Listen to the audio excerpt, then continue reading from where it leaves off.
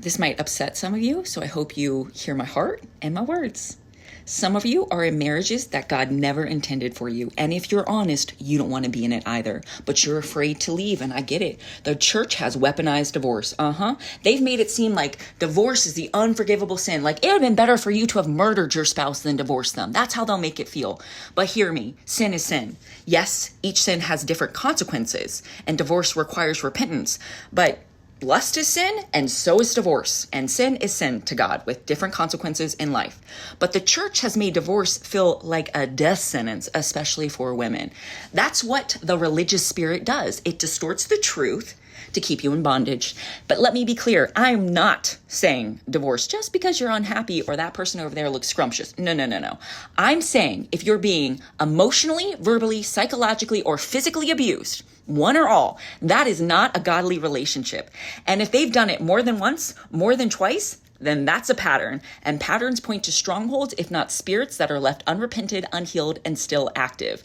And if your partner is in denial or refuses to get help or free, you're the one staying bound. You keep hoping for those rare moments when they're kind, when they're who you wish they were. But that's not love. That's trauma. That's addiction to inconsistency. That's a trauma bond. And it might even be connected to a soul tie.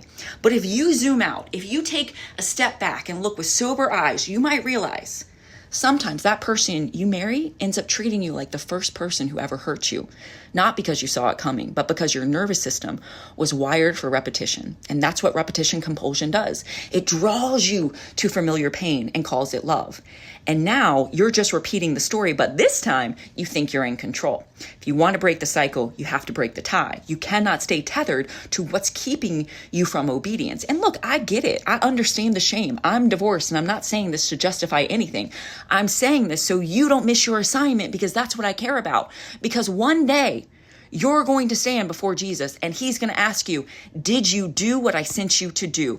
And if your answer is, no, I was too scared. I didn't want to upset my spouse. I was just so busy managing them and their feelings, and they wouldn't let me. That's not going to go well.